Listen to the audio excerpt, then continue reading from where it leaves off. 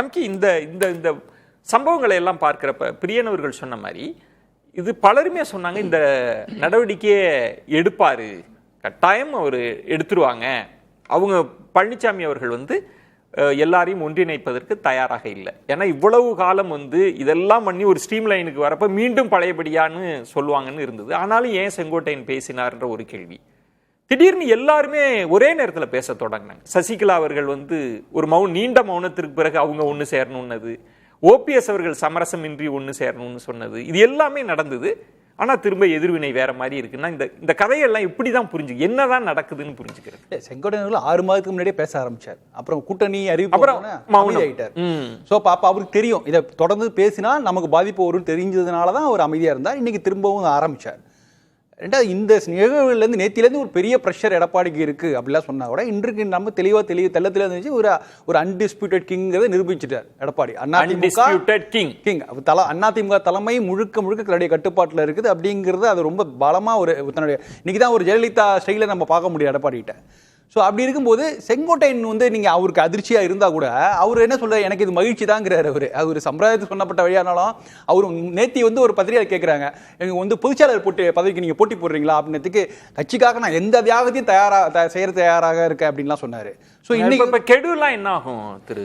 கெடு 10 நாள் கெடுலாம் என்ன ஆகும்? 10 நாள் கெடு ரொம்ப ஸ்ட்ராங்காக சொன்ன. இன்னைக்கு 10 நாளில் ஆரம்பிச்சிருங்க, அது பல மாதங்கள் கழிந்தாலும் பரவாயில்ல, 10 நாளில் விஷயத்தை ஆரம்பிச்சிருங்கிற மாதிரி தான் செங்கோட்டையன் கொஞ்சம் இறங்கி வந்தால் சொல்கிறார். அதாவது ரெண்டாவது இப்போ அவர் ரொம்ப தெளிவாயிட்டார். இப்போ அவங்களை ஒன்றிணைப்பது தான் தன்னுடைய ஒரே பணி, அதுக்காக எல்லா சேவையும் செய்ய தயாராங்கிற மாதிரி. எப்படி ஒன்றிணைப்பது அப்படின்றது என்ன அவருக்கு வேற பணி என்ன, வேற என்ன பணி? அவர் எல்லா பணிகளிலும் எல்லா பொறுப்புகளும் ஒன்றிணைத்தல்ன்றது அது எப்படிதான் நடக்கும் திரு ராம்கி? இப்ப இந்த புறத்திலிருந்து பேசுறாங்க, பலரும் அதிமுக தொண்டர்கள் விரும்புறாங்கன்னு சொல்றாங்க. பிரியன் அவர்கள் சொன்ன மாதிரி இபிஎஸ் அவர்கள் அதை விரும்பவே இல்லைன்னா என்னதான் செய்ய போறாங்க? இப்போ ஒருங்கிணைப்புக்கான சாத்தியத்தை நம்ம பார்க்கும்போது 3 பேரையும், அதாவது மிக முக்கியமாக பிரிந்து போனவர்கள் தினகரன் ஆகட்டும், ஓபிஎஸ் அவர்களும் சசிகலா அவர்களும் 3 பேரையும் நீங்கள் ஒன்றா வச்சு பார்க்கும்போது மிகப்பெரிய குழப்பம்லாம் வரும். இப்போ சசிகலா எடுத்துங்க, அவங்களுக்கு ஒரே ஆப்ஷன் என்னன்னா அதிமுக மட்டும் தான். அதிமுகவில் ஒரு வாய்ப்பு கிடைத்தா இருப்பாங்க, அப்படி இல்லைன்னா வேற எந்த கட்சிக்கும் போக மாட்டாங்க. சரி, அமைதியாக ரிட்டையர்ட் ஆகிடுவாங்க, இல்லைனா ஒரு வழக்கம் போல திமுகலாம் அறிக்கையில விடுவாங்க, அவ்வளோதான். இப்போ நீங்கள் ஓபிஎஸ்க்கு எல்லா ஆப்ஷனும் இருக்குது. அவரால் நினைத்தா அறிவாலயத்தோட போக முடியும். ஸோ அவருக்கு எல்லா கதவுகளும் திறந்து இருக்குது, தாவேகா கிட்ட கூட போக முடியும், எல்லா ஆப்ஷனும் இருக்குது. இல்லை, அவருக்கு அதிமுக தானே ஃபர்ஸ்ட் சாய்ஸ், அவர் ஃபர்ஸ்ட் ப்ரிஃபரன்ஸ் தானே. மற்ற ஆப்ஷன் எல்லாருக்குமே இருக்கு. சசிகலாவோட நீங்க ஒப்பிடும்போது ஓபிஎஸ்க்கு ஏராளமான நீங்க என்னன்னா மற்ற ஆப்ஷனை காமிக்கிறீங்க. அவங்க எல்லாம் இந்த கட்சிக்குள் நாங்க எல்லாரும் வரணும், ஒண்ணு சேரணும், அப்பதான் ஜெயிக்க முடியும்னா வாய்ப்பு இல்லை. ப்ரிஃபரபிள் ஆப்ஷன் அவங்க சொல்றாங்க. தினகரனுக்கே பாருங்க, அவருடைய ப்ரிஃபரபிள் அவருக்கு திமுக கிடையாது, அவர் தாவேகா அப்படிங்கிற மாதிரி அதுக்கான கோடு காட்டிட்டார். நீங்க திரும்பவும் ஆப்ஷன் பிக்கு போறீங்க. நான் ஆப்ஷன் ஏக்குள்ள இனி வாய்ப்பே இல்லையா? ஆப்ஷன் ஏக்கு வாய்ப்பே இல்ல. அது எப்படி வாய்ப்பு இருக்கும்? நீங்க அதுக்கு உள்ள நீங்க வந்தீங்கன்னா நீங்க இப்போ 2 விஷயம் நடக்கணும். ஒருவேளை இப்படி நினைச்சுப்போம், எடப்பாடி அவர்கள் ஒரு ஒப்புக்கொள்கிறார், இவங்க எல்லாம் ஒருங்கிணைப்பார், ஒவ்வொருத்தரா ஒருங்கிணைப்பு ஒப்புக்கொள்ளாருன்னு. அப்போ அவர்களுக்கும் ஒரு ப்ரொஃபைல் இருக்குல்ல, ஒரு கட்சியை வச்சிருக்காரு அமமுக. அவர் தனியா வர மாட்டார், அவர் கட்சியை தான் இணைப்பார். அவருக்கு வருவதற்கு அவருக்கு உரிய பதவி கொடுக்கணும். ஒருவேளை ஆட்சி வந்தால் அவருக்கான உரிய பதவி துணை முதல்வர் கேட்கிறாரா, இல்ல துணை பொதுச் செயலாளர், அதுக்கெல்லாம் கொடுக்கணும். ஸோ என்ன மாதிரியான பதவிகள் கொடுக்கணும்னு அவர் யோசிக்க வேண்டியிருக்கு. அதுக்கு 10 நாள் டைம் பத்தாது, 10 மாதம் கூட ஆகும். இல்லைங்க செங்கோட்டையன் அவர்களே, ராம்கி, நாங்க காலில் விழக்கூட தயாராக இருக்கிறோம், எங்களை சேர்த்துக்குங்கன்னு சொன்னவரே சேர்த்துக்க மாட்டாரு. அப்படி நீங்க அதாவது இந்த சிச்சுவேஷன்ல ஓரளவு எடப்பாடி யோசிப்பார். நீங்க முழுமையா எல்லாம் போய் விழுந்து எங்களை சேர்த்துக்கிட்டா போதும், அதிமுக ஒன்றிணைங்கிறது எங்களை சேர்த்துக்குங்க, அதான் எங்களுடைய உண்மையான கோஷம் அப்படின்னு சொன்னாங்கன்னா, இப்ப எடப்பாடி அப்பர் ஹேண்ட் எடுப்பார். அவர் சில கண்டிஷன் போடுவார். எடப்பாடிய கண்டிஷன் என்ன இருக்குன்னா, நீங்க 3 பேரும் அதிமுக வெற்றியாக பிரச்சாரம் செய்ய வேண்டும் அப்படிம்பாங்க. சரிம்பாங்க. வேறு எந்த பிரச்சனையும் வந்தாலும் நீங்க டெல்லிக்கு ஃபிளைட் பிடிச்சி போகக்கூடாது, சேலத்துக்கு வரணும்னு சொல்லுவாங்க. அது கூட அரை மனதோட ஒப்புக்கொள்வாங்க. நான் மட்டும்தான் அதை விட முக்கியமான விஷயத்தை ஒத்து போல என்ன கடைசியா ஒரு கண்டிஷன் போடுவார் எடப்பாடி. என்ன சொல்லுவாருன்னா, நீங்க 3 பேரும் ஒன்னா வரணும் பாரு. அது சாத்தியமே இல்லை.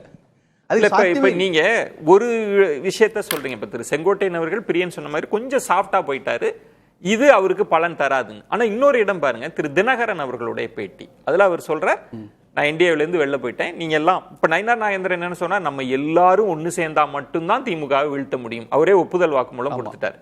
ஆனா நீங்க தினகரன் அவர்களை என்டிஏவுக்கு கொண்டு வரணும்னா ஒரே கண்டிஷன், எடப்பாடி பழனிசாமி அவர்கள் முதலமைச்சர் வேட்பாளர் இல்லை. அதுதான் செய்தி. அது அவருக்கு நெருக்கடியா வராதா? நாளைக்கு டெல்லி அதை யோசிக்காதா? நம்ம எல்லாம் பேசுனது பன் கி பாத் செங்கோட்டையன் பேச மனதை திறந்து பேசின செங்கோட்டையன். ஆக்சுவலா மனதை திறந்து பேசுறது தினகரன் தான். இத்தனை நாளா அவருக்கு மனதில் உறுத்திட்டு இருந்தது என்ன விஷயம்னா, என்டிஏ தலைவராக எடப்பாடி எப்படி இருக்க முடியும், எப்படி நீங்க அந்த இடத்துல அவர் நுணுக்கமா பாருங்க. அவர் அமித்ஷாவினுடைய மனதின் குரலா தான் தினகரன் இன்னைக்கு பேசுறார். அமித்ஷா சொன்னது என்னங்க, கூட்டணி ஆட்சின்னு சொன்னார். அதனால நான் இந்த கூட்டணியில இருந்தேன். அதிமுகவில் இருந்து தான் ஒரு முதலமைச்சர் வேட்பாளர், இபிஎஸ்னு சொல்லல, அதனாலதான் இருந்தேன் அப்படின்னு தன்னை ஒரு அமித்ஷாவின் மனதின் குரலா தான் அவர் பேசுறார். அமித்ஷாவின் மனதின் குரலாக பேசுவதற்கு நயினா நாகேந்திரன் இருக்கார், ஏன் அண்ணாமலை கூட பேசுறாரு. இல்ல நயினார் பேசுறாருன்னா பாஜகல இருக்காங்க ஒரு கேள்வி. ரைட் இல்ல ரொம்ப நெருக்கமாக பாயிண்ட் என்னன்னா, இப்ப நம்ம வெளிப்படையா பேசலாம் அந்த விவாதத்துல. டிடிவி தினகரன் என்ன சொல்றாருன்னா, அமித்ஷா சொல்லாததை நயினார் சொல்றாருங்க. அமித்ஷா இபிஎஸ் முதல்வர் வேட்பாளர்னு சொன்னாரா? இவர் சொல்றாருங்க. ஆனா அமித்ஷா அப்படி சொல்லல. அதற்காக தான் நான் இருந்தேன். இனி நான் வரணும்னாலும் இபிஎஸ் முதலமைச்சர் வேட்பாளரா இருக்க முடியாதுன்றார். அது நெருக்கடியா வராதா இபிஎஸ்க்கு? ஆக்சுவலா இங்க முதல்வர் வேட்பாளர் ஒரு பிரச்சனையே இல்லை தினகரனை பொறுத்த வரைக்கும். அவர் ரொம்ப கோரா விஷயத்தை சொல்லிட்டு கட்டுறாரு. எதற்காக நான் கட்சியை ஆரம்பித்தனோ, எதற்காக எடப்பாடி வேணாலும் நான் ஒரு கட்சி ஆரம்பிச்சோம், அதை ஏற்றுக்கொண்டு எப்படி நான் அங்கே போய் செயல்பட முடியுங்கிறார். அதுதான் கோர் இஷ்யூ. அவருக்குள்ள மனதில் உறுத்தலை தான். நீங்கள் என்டிஏ தலைவராக எடப்பாடி வச்சிங்க, முதல் வேட்பாளர் வச்சிங்க, எப்படியா வச்சிங்க, ஆனால் எனக்கு எப்படி சொன்னாலும் என்னை ஏற்றுக்கொள்ள முடியாது. எனக்கு என்ன பிரச்சனை, எடப்பாடி ஒரு இடத்துல நீங்க தவறு செய்றீங்க. அவர் என்ன சொல்றாருன்னா, நான் ஏன் இந்த கூட்டணியில் இருந்தேன், 4 மாசம் அமைதியா இருந்தேன் அப்படின்னா, அமித்ஷா சொன்னாங்க கூட்டணி ஆட்சின்னு சொன்னாங்க. கூட்டணியின் தலைவரா கூட இபிஎஸ் அவர்கள் இருப்பதுல எனக்கு பிரச்சனை இல்லை. ஆனா ஒரு முதலமைச்சர் வேட்பாளரா இருக்க கூடாது. அப்படி இல்லன்னா சொல்லுங்க, நான் மீண்டும் வரேன் என்டிஏவுக்கு. அமித்ஷா ஒரு நாள் காத்திருந்து அறிவித்துட்டு போறார். என்டிஏ உடைய தலைவராக எடப்பாடியை அறிவித்துட்டு போறார். அதிமுக ஒருங்கிணைந்த அதிமுக அப்படி எல்லாம் பத்தி பேசும்போது எல்லாமே அது அதிமுக சம்பந்தப்பட்ட விஷயம் ஒதுக்கி வச்சிட்டு போறார். அதை தொடர்ந்து அமித்ஷா சொல்லிட்டே வர்றார். அந்த விஷயம் நான் தலையிட மாட்டேன்னு சொல்றாரு. அப்படி இருக்கும்போது தினகரன் இல்ல தினகரனுடைய எதிர்பார்ப்பு என்ன, என்டிஏவில் எடப்பாடியவே நமக்கு அதிக முக்கியத்துவம் கொடுப்பார்கள் என்ற நம்பிக்கையில் தன்னால் இருந்தார். அது எப்ப உடைந்து போகுது, அண்ணாமலை வெளிப்படையா அவன் சொல்லும் போது, அண்ணாமலையே எடப்பாடி பழனிசாமி அவர்களை முதல் வேட்பாளராக ஏற்றுக்கொண்ட பிறகுதான் அவருக்கு எல்லா ஸ்கோப்பும் முடிஞ்சு போகுது. அதனால இப்ப வெளியில சொல்றாரு. இப்ப அவர் அப்ப என்டிஏல இருந்தது காரணம் என்ன, எடப்பாடியை விட கூடுதல் பதவி கூடுதல் மரியாதை தனக்கு கிடைக்கும் நினைச்சாரா? அப்படி நினைச்சாரா? அப்படி நினைக்கல. வேற ஒருத்தர் முதலமைச்சர் வேட்பாளரா இருப்பார், நாங்க அதுல கூட்டணியை மந்திரி சபையில இருப்போம்னு நினைச்சிருந்திருக்கிறேன். அது நீங்க கட்சி இப்பதான் கூட்டணி உருவாகி இருக்குது, கூட்டணி அரசு பேசுறாங்க. இப்ப நான் வெளிப்படையா கேட்கிறேன், தினகரன் அவர்கள் இன்னைக்கு ஒரு டிமாண்ட் வச்சிருக்காங்கல்ல, இத பாஜக காது கொடுத்து கேட்பாங்களா, நிராகரிச்சிருவாங்களா? இல்ல பாஜக இதுல நீங்க பாஜக எடப்பாடி அவர்களை முழுமையாக நம்புகிறது. எடப்பாடி தான் தமிழ்நாட்டில் எல்லா இடங்களும் கொண்டு சேர்க்க முடியும் பாஜக உறுதியா நம்புகிறது. அதனாலதான் அவங்க இங்க இவ்வளவு பிரச்சனை வரும்போது அவங்க டெல்லி எல்லா பாஜக தலைவரும் டெல்லிக்கு அழைத்து வைத்து கூட்டணி விஷயத்துல நீங்க எந்த கோஷ்டி புசல் இருக்கக்கூடாது, நீங்க அதிமுக கூட்டணி வெற்றி ஒரு கிளியரான டைரக்ஷன் கொடுக்குறாங்க. அப்ப பாஜக தலைமை மீதும் அதிமுக தலைமை மீதும் முரண்பட்டு இருக்கிறவர்கள் தான் இங்க குழப்பத்தை விளைவிக்கிறார்கள். சோ இதற்கு என்ன, எப்படி அமித்ஷாவுடைய முடிவை சேலஞ்ச் பண்ற இடத்துல யார் இருக்கா? அமித்ஷா பாஜக நிச்சயமா இல்ல. அமித்ஷாவோட முடிவுன்றது எது சார்?